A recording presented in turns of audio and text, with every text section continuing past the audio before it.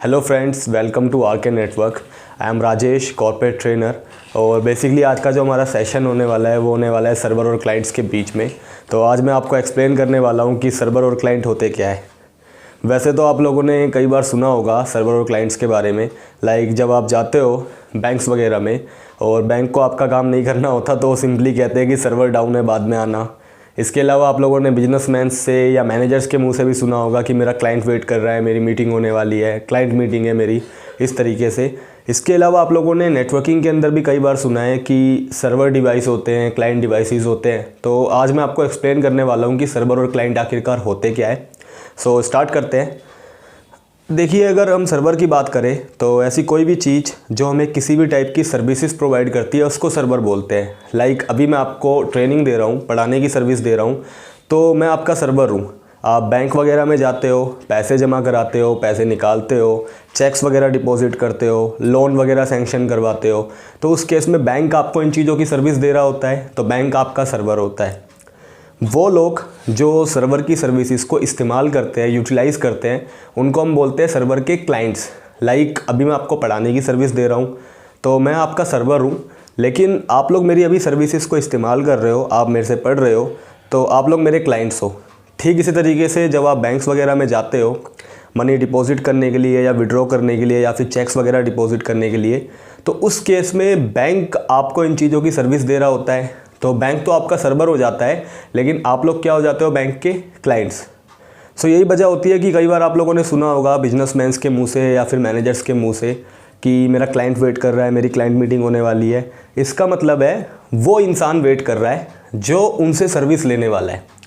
ठीक, अब हम आते हैं नेटवर्किंग के अंदर। तो नेटवर्किंग के अंदर सर्वर क्लाइंट का क्या मतलब है, तो नेटवर्किंग के अंदर भी वो डिवाइस या ऐसा कोई भी डिवाइस जो अपने साथ कनेक्टेड किसी दूसरे डिवाइस को किसी भी टाइप की सर्विसेज दे रहा होता है उसको हम बोलते हैं सर्वर डिवाइस। और जो डिवाइस सर्वर डिवाइस की सर्विसेज को इस्तेमाल कर रहे होते हैं उनको हम बोलते हैं क्लाइंट डिवाइसेस। अब क्लाइंट डिवाइसेस में कोई भी डिवाइस हो सकता है कोई भी यूज़र किसी भी सर्विस को अपने मोबाइल फ़ोन के ऊपर ले रहा हो, किसी लैपटॉप के ऊपर ले रहा हो, किसी कंप्यूटर के ऊपर ले रहा हो या किसी टैबलेट के ऊपर ले रहा हो। तो क्लाइंट साइड में कोई भी डिवाइस हो सकता है जिन डिवाइसेस के ऊपर सर्वर सर्विसेज दे रहा है। अब बात करते हैं थोड़ा सर्वर डिवाइस की। सो सर्वर आप लोगों को समझ में आ गया होगा कि सर्वर क्या है। तो सर्वर ऐसा कोई भी डिवाइस होता है नेटवर्किंग में जो क्लाइंट डिवाइसेस को किसी भी टाइप की सर्विसेज दे रहा होता है, और क्लाइंट डिवाइसेस जो सर्वर डिवाइसेस की सर्विसेज को इस्तेमाल कर रहे होते हैं। अब थोड़ा ये समझते हैं कि जो सर्वर डिवाइस होता है ऑर्गेनाइजेशन के अंदर या नेटवर्क के अंदर, वो डिवाइस किस तरीके का होता होगा। क्योंकि अगर हम सर्वर की बात कर रहे हैं तो हमें इतना तो समझ में आ रहा है कि सर्वर सर्विसेज देता है। लाइक सपोज फेसबुक कंपनी के पास कोई ना कोई ऐसा एक सर्वर है जिसकी वजह से यूज़र्स को फेसबुक का पेज मिल पाता है। लाइक कोई भी इंसान जब अपने मोबाइल फ़ोन पे या किसी भी कंपैटिबल डिवाइस के ऊपर टाइप करता है www.facebook.com, और जैसे ही वो टाइप करता है तो उसको फेसबुक का पेज मिल जाता है with the help of internet. तो इसका मतलब फेसबुक के पास अपना कोई ना कोई सर्वर होगा जिसके थ्रू उनको वो पेज मिल पा रहा है। ठीक है, ऐसे गूगल के पास भी होगा। जब भी वर्ल्ड वाइड वेब के ऊपर कोई टाइप करता है www.google.com तो गूगल उनको पेज रिटर्न कर देता है। इसका मतलब है किसी भी ऑर्गेनाइजेशन के पास सर्विसेज देने के लिए सर्वर होते हैं। बात यह आती है कि जो सर्वर उनकी ऑर्गेनाइजेशन के अंदर होते हैं, हमें इतना तो पता है कि वो कोई ना कोई सिस्टम होता है। सिस्टम इन द सेंस वो कोई एक कंप्यूटर ही होता होगा जिसके थ्रू हमें सर्विस मिल पाती है, लेकिन वो कंप्यूटर किस कैटेगरी का होता होगा। क्योंकि अगर हम बात करते हैं कंप्यूटर्स की, अगर एक कंप्यूटर सर्वर है तो जाहिर सी बात है उस कंप्यूटर के अंदर जो है CPU लगा हुआ होता है। CPU मतलब कि सेंट्रल प्रोसेसिंग यूनिट या प्रोसेसर, जो कि आपके इनपुट को प्रोसेस करके आपको आउटपुट देता है।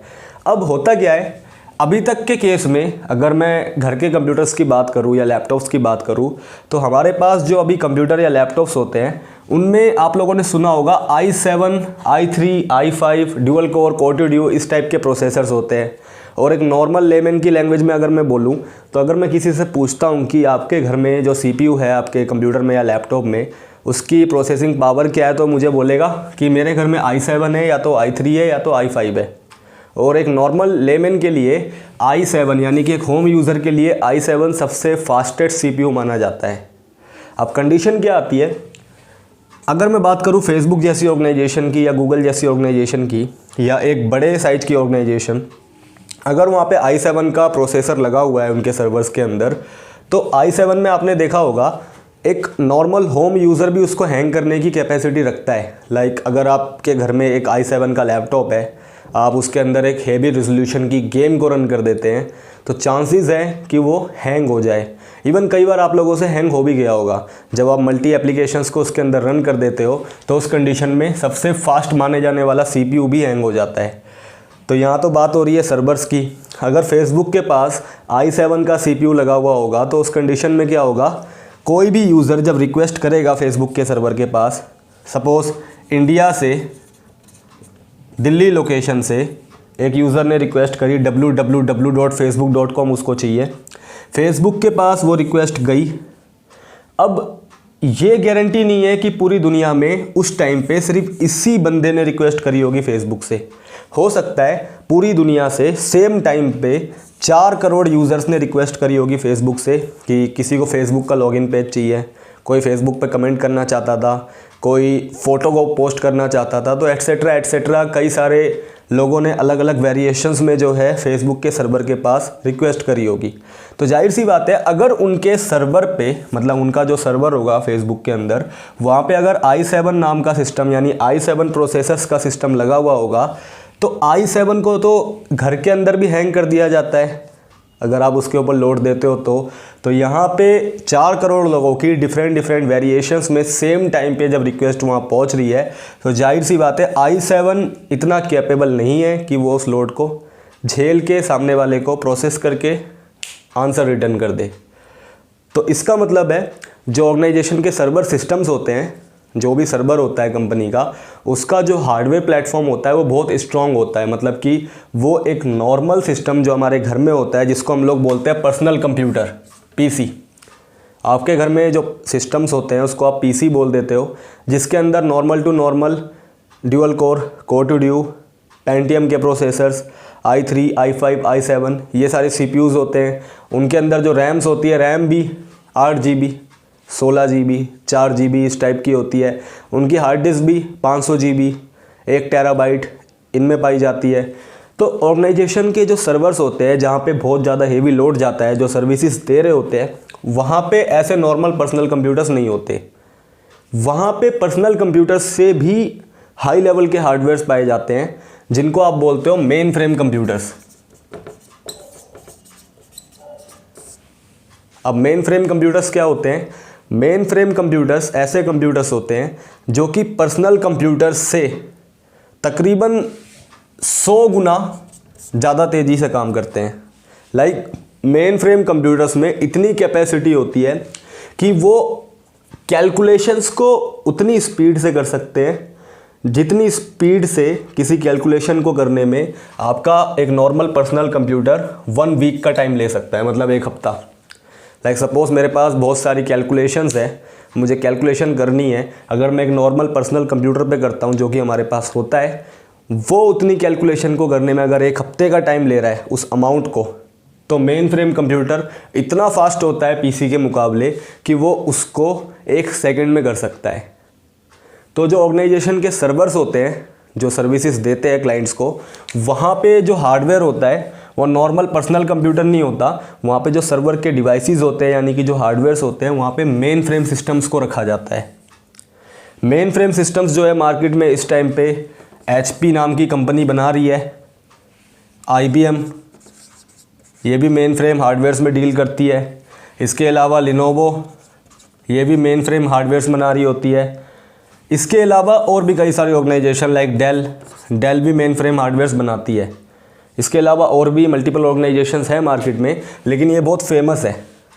मतलब HP कंपनी के सर्वर्स कंपनी में यूज़ किए जाते हैं, IBM के, लिनोवो के या डेल के। तो इनका जो हार्डवेयर होता है वो मेन फ्रेम सीरीज़ का होता है। और मेन फ्रेम सीरीज़ के जो हार्डवेयर होते हैं उनमें एक नॉर्मल CPU नहीं होता। उनके अंदर जो CPU होते हैं वो आपके नॉर्मल i7, i5 या i3 से कई गुना फास्ट होते हैं, जिनको आप Xeon प्रोसेसर्स बोलते हो। मतलब जितने भी मेन फ्रेम सिस्टम्स होते हैं उनमें इन CPU से कई गुना ज़्यादा कैपेसिटी के सीपीयूज़ पाए जाते हैं, जिनको हम नॉर्मली Xeon सीपीयूज़ भी बोलते हैं या Xeon प्रोसेसर्स भी बोलते हैं।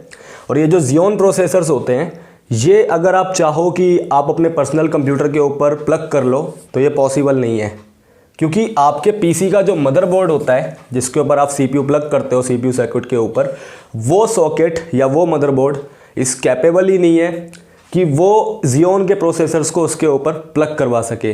तो Xeon के प्रोसेसर्स को प्लग करने के लिए मेन फ्रेम में स्पेशल बिगर साइज के अलग कैटेगरी के मदरबोर्ड्स पाए जाते हैं। उसके सॉकेट्स भी बहुत डिफरेंट होते हैं। इवन जो आपके ये मेन फ्रेम सिस्टम्स के जो मदरबोर्ड होते हैं उसमें जो रैम होती है, रैम भी एक बहुत हाई फ्रिक्वेंसी की मल्टीपल रैम्स को प्लग किया जाता है। Even 64 GB, 128 GB, 56 GB RAM होती है एज़ पर द रिक्वायरमेंट। जितने आपकी कंपनी को रिक्वायरमेंट है, जितना लोड आ रहा है उसके हिसाब से इसके ऊपर रैम प्लग की जाती है। इसके अंदर ग्राफिक कार्ड्स पाया जाता है बहुत हेवी क्वालिटी का। इसके अंदर अलग अलग टाइप की कॉन्फ़िगरेशंस होती है, अलग अलग टाइप के सॉकेट्स पाए जाते हैं। इवन ये जो मदरबोर्ड होता है मेन फ्रेम सिस्टम्स का, इसमें जो आप सीपीयू भी लगाते हो वो भी मल्टीपल लगा सकते हो। मतलब क्योंकि ऑर्गेनाइजेशन लाइक फेसबुक, अगेन हर चीज़ की एक लिमिट होती है। जब i7 की लिमिट होती है तो Xeon की भी लिमिट होती होगी। तो एक सीपीयू से एक हेवी ड्यूटी ऑर्गेनाइजेशन का काम नहीं चल रहा होता, तो उस केस में वो क्या करते हैं, मेन फ्रेम के अंदर भी मदरबोर्ड पे मल्टीपल सीपीयूज़ लगाते हैं। और ऐसे करते करते आप एक बोर्ड पे 63 प्रोसेसर्स भी लगा सकते हो। मतलब अगर हम सर्वर्स की बात करें तो एक सिंगल मदरबोर्ड के ऊपर जो कि मेन फ्रेम का है, आप 63 प्रोसेसर्स की कैपेसिटी भी यूज़ कर सकते हो, जो कि Xeon के अंदर भी होगी। तो इस तरीके के मेन फ्रेम्स होते हैं ऑर्गेनाइजेशन के अंदर। इवन इनके अंदर कई सारे और भी फीचर्स पाए जाते हैं, जैसे रेड के बारे में मैं आपको एक नेक्स्ट सीरीज़ की वीडियो जब भी मैं अपलोड करूंगा उसमें मैं आपको बताऊंगा रेड क्या होता है। रेड एक्चुअल में ऑर्गेनाइजेशन में जो हार्ड डिस्क होती है उसको मैनेज करने का एक पूरा कॉन्सेप्ट होता है। इवन ये बहुत बड़ा कॉन्सेप्ट है। ऑर्गेनाइजेशन का जो भी डेटा सेंटर होता है वो रेड की बदौलत काम कर रहा होता है, और ये रेड यहाँ पे कॉन्फ़िगर होता है मेन फ्रेम के ऊपर। सारा डेटाबेस, सारा स्ट्रक्चर रेड के थ्रू मैनेज किया जाता है। इवन ऐसा भी माना जाता है कॉर्पोरेट सिनेरियो में कि जिसको रेड की कंप्लीट अच्छी खासी प्रैक्टिकल नॉलेज है उसके लिए स्पेशल जॉब्स भी होती है। आप स्टोरेज एडमिनिस्ट्रेटर बनके, आप विंटेल एडमिनिस्ट्रेटर बनके जो है रेड्स के रैक को मैनेज कर रहे होते हो। तो इसके ऊपर मैं एक बहुत ही डीप सीरीज़ अपलोड करूँगा। सीरीज़ में जो हमारी सीरीज़ आएगी अभी आगे जाके नेटवर्किंग और सर्वर्स की। तो अभी के लिए फ़िलहाल जो मेन फ्रेम सिस्टम्स होते हैं उनमें रेड भी कंपैटिबल होता है, मतलब उनमें रेड भी पाए जाते हैं, जबकि आपके जो नॉर्मल सिस्टम्स होते हैं रेड के चांसेस बहुत कम होते हैं इसमें। इसके अलावा क्या होता है, अगर मैं कंपनीज़ की बात करूं, जैसे आप किसी ऑर्गेनाइजेशन में आपसे कोई पूछता है कि आपकी कंपनी में कौन सा सर्वर हार्डवेयर यूज़ हो रहा है, तो mostly organisation HP, IBM, Lenovo या फिर डेल के प्रिंसिपल्स के ऊपर काम कर रही होती है। अगर आपको बहुत डीपली जानना है इनके बारे में, क्योंकि आपको अवेयर भी होना चाहिए, तो आपको मैं एक आइडिया देता हूँ। आप लोग क्या करो, जो ऑनलाइन शॉपिंग साइट्स होती है लाइक अमेज़ॉन, फ्लिपकार्ट, आप उनके ऊपर जाओ। वहाँ पे आपको वेंडर्स के नाम पता चल चुके हैं। आप उसमें सिंपली सर्च बॉक्स में लिखिए HP सर्वर्स या लिनोवो के सर्वर्स, आपको वहाँ पे कैटलॉग मिल जाता है, कोटेशंस मिल जाती है। उन चीज़ों के कोटेशंस को आप अपने मेमोरी के अंदर समराइज़ करिए ताकि आपको एक विजुअलाइजेशन पावर मिले, आपको सर्वर्स के बारे में आइडिया हो कि सर्वर्स में जो हार्डवेयर्स होते हैं वो किस किस टाइप के होते हैं, वहाँ पे जो रैम्स होती है किस किस टाइप की होती है। क्योंकि एक्चुअल में ऑर्गेनाइजेशन के सिनेरियो में नॉर्मल सिस्टम्स को सर्वर नहीं बनाया जाता। तो ये हो गई मेन फ्रेम की बात। तो सर्वर यानी कि ऐसा कोई भी डिवाइस, यानी कि मेन फ्रेम डिवाइस जो कि क्लाइंट डिवाइस को किसी भी टाइप की सर्विस दे रहा होता है, उसको हम सर्वर बोलते हैं। और क्लाइंट साइड में कोई भी डिवाइस हो सकता है जो कि सर्वर से सर्विसेज ले रहा होता है। तो थोड़ा और आगे बढ़ते हैं, इसको थोड़ा और समझने की कोशिश करते हैं।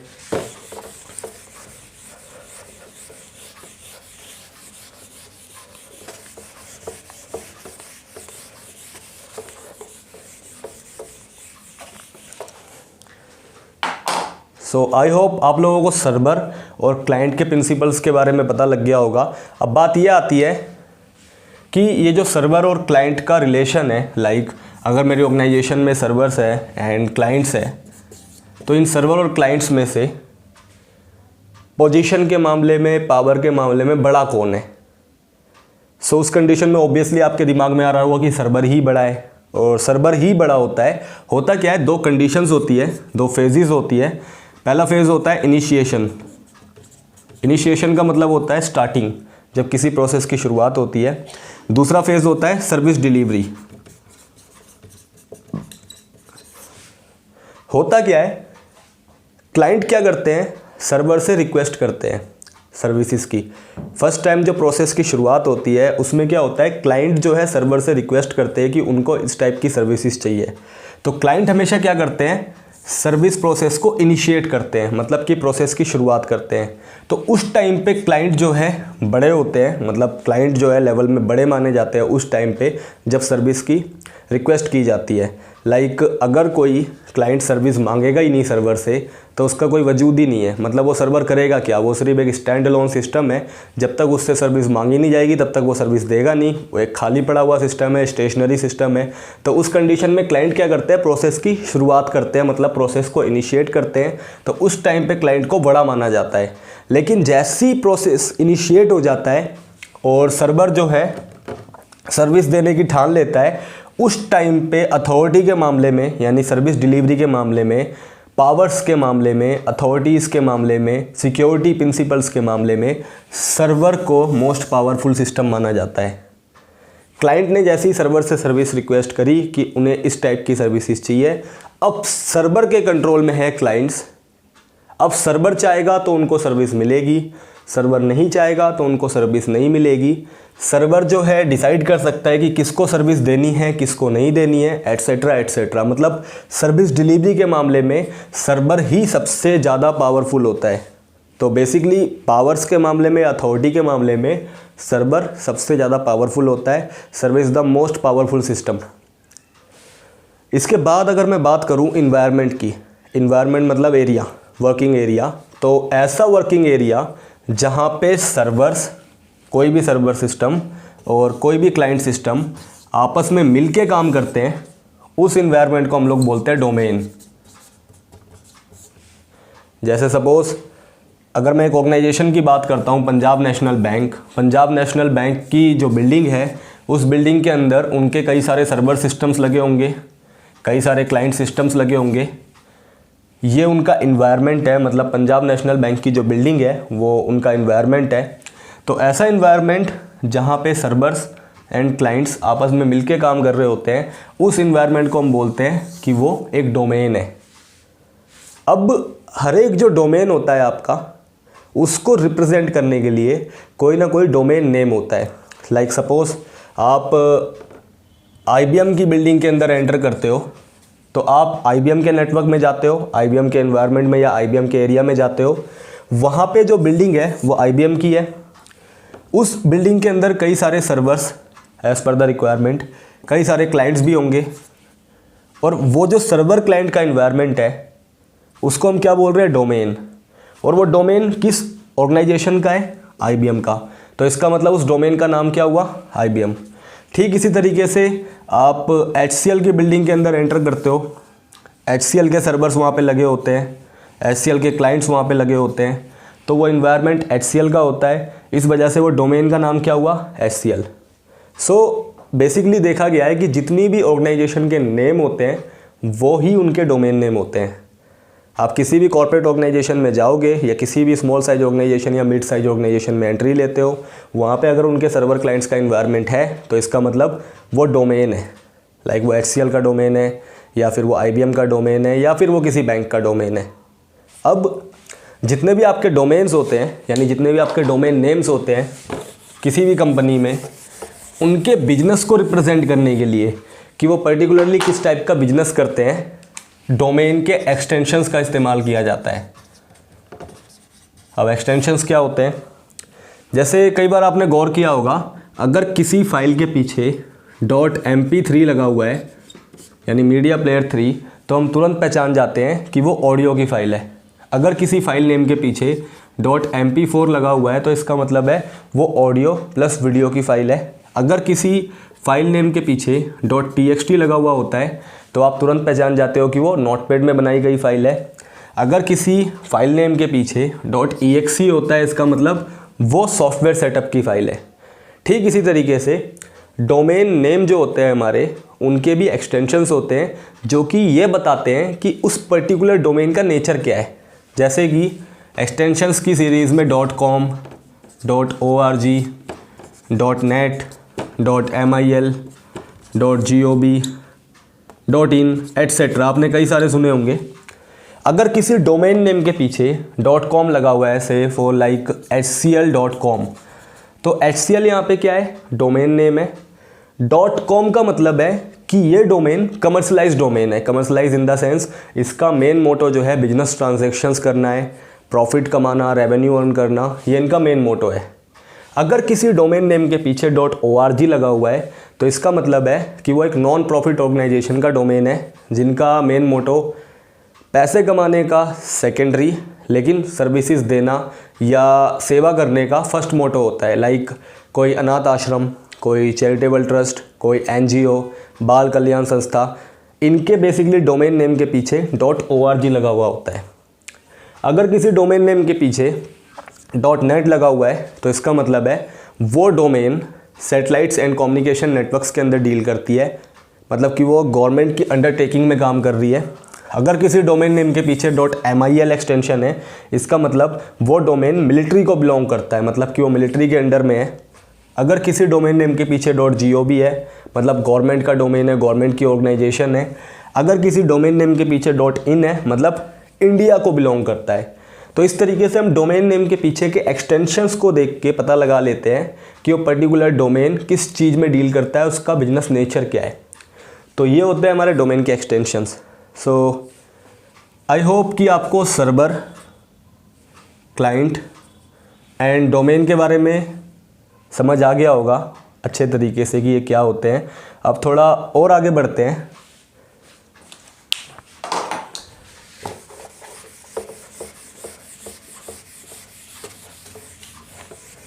अभी मैं एक्सप्लेन कर रहा था आपको डोमेन के बारे में। तो डोमेन के अंदर मैंने आपको बताया कि वहाँ पे सर्वर्स होते हैं, वहाँ पे क्लाइंट सिस्टम्स होते हैं, और जितने भी सर्वर सिस्टम्स हैं या जितने भी क्लाइंट सिस्टम्स हैं वो एक दूसरे से डायरेक्टली कनेक्टेड होते हैं। सारी सर्विसेज सर्वर दे रहा होता है क्लाइंट्स को, और क्लाइंट जो है सर्विस की रिक्वेस्ट करते हैं सर्वर से। लेकिन यहाँ पे बात एक ये आती है कि एक डोमेन के अंदर, अगर आपका एक डोमेन है ऑर्गेनाइजेशन में, तो उसमें मैक्सिमम कितने सर्वर्स हो सकते हैं और कितने क्लाइंट्स हो सकते हैं। लाइक अगर से फॉर मुझसे कोई पूछता है कि एक डोमेन में मैक्सिमम सर्वर्स कितने हो सकते हैं या मिनिमम सर्वर्स कितने हो सकते हैं, या फिर मैक्सिमम क्लाइंट्स कितने हो सकते हैं और मिनिमम क्लाइंट्स कितने हो सकते हैं, तो हमारा आंसर क्या होगा। तो ये डिपेंड करता है। अब डिपेंड कैसे करता है तो मैं आपको एक्सप्लेन करता हूँ। सपोज़ अभी लेमैन अप्रोच से समझते हैं, मैं आपको पढ़ाने की सर्विस दे रहा हूँ, मैं आपका सर्वर हूँ। मेरे सामने 100 लोगों को लाके बिठा दिया जाए ट्रेनिंग देने के लिए कि इन 100 को आपको पढ़ाना है, तो ऑब्वियस सी बात है मैं उनको पढ़ा दूंगा, मैं उनको सर्विस दे दूंगा, वो मेरे क्या होंगे, क्लाइंट्स होंगे।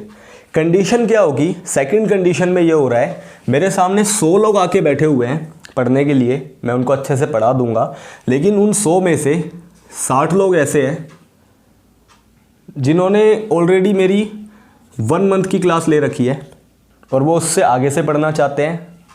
उन 100 में से 20 लोग ऐसे हैं जिन्होंने ऑलरेडी मेरी 1 वीक की क्लास ले चुके हैं, वो उसके आगे से पढ़ना चाहते हैं।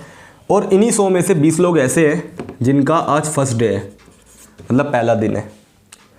अब मुझे इन तीनों बैच को सेम टाइम में मैनेज करना है, तो ये मेरे लिए थोड़ा डिफ़िकल्ट टास्क होगा। या तो मैं क्या करूं, इन तीनों स्लॉट्स को सेम टॉपिक पढ़ाऊं जो कि ये तीनों समझ सके। मैंने ऐसे करने की कोशिश भी करी। मैंने क्या करा, उनको सेम टॉपिक पढ़ाना स्टार्ट किया, लेकिन ये जो 2 स्लॉट्स थे 1 मंथ पुराने और 1 वीक पुराने, इन्होंने हाथ खड़े कर दिए कि सर ये क्या पढ़ा रहे हो, ये तो हमें आता है, मतलब ये हम नहीं पढ़ना चाहते, अब हमने कोर्स के आगे का पढ़ना चाहते हैं। तो उस कंडीशन में क्या हुआ, अब अगर मैं 1 मंथ वालों के हिसाब से चलता हूँ तो 1 वीक वालों को कुछ भी समझ में नहीं आएगा क्योंकि उनका वो टॉपिक नहीं हुआ, और फर्स्ट डे वालों को तो वैसे ही कुछ समझ में नहीं आने वाला।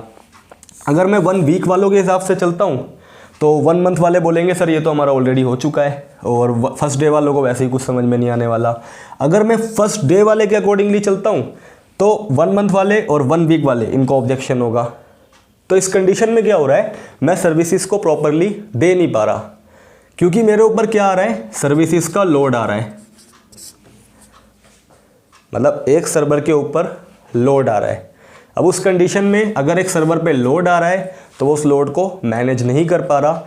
अगर वो उसको मैनेज नहीं कर पा रहा, वो उसको बैलेंस नहीं कर पा रहा, तो उस कंडीशन में डोमेन के अंदर सर्विसेज प्रॉपरली नहीं मिल पाएगी, क्लाइंट्स सेटिस्फाइड नहीं होंगे। तो उस कंडीशन में मैं क्या करूँगा, इस वर्कलोड को मैनेज करने के लिए मैं एक और ट्रेनर लेके आया, एक और ट्रेनर और लेके आया, मतलब 2 ट्रेनर्स को मैं लेके आया। एक ट्रेनर को मैंने बोला कि तुम उन लोगों को पढ़ाओ जिनको 1 मंथ हो चुके हैं, उनको आगे से पढ़ा दो। एक ट्रेनर को मैंने बोला कि जिनको 1 वीक हो चुके हैं उनको आगे से पढ़ा दो, और जिनका आज फर्स्ट डे है उनको मैं हैंडल कर लेता हूँ। तो इस कंडीशन में क्या हुआ, जो 2 ट्रेनर्स आए हैं वो दोनों के दोनों भी सर्वर्स है। मैं भी ऑलरेडी सर्वर था, सर्विसेज दे रहा था, और ये सारे क्लाइंट्स थे। सर्वर पे जब लोड आया डोमेन के अंदर तो सर्वर बढ़ गए। इसका मतलब एक डोमेन के अंदर जैसे ही सर्वर के ऊपर लोड आता है, क्योंकि एक सर्वर इतना कैपेबल नहीं होता, उसके हार्डवेयर में इतने मैट्रिक्स नहीं होते कि वो बहुत सारे क्लाइंट्स का लोड हैंडल कर ले, तो उस कंडीशन में लोड को बैलेंस करने के केस में सर्वर्स बढ़ जाते हैं।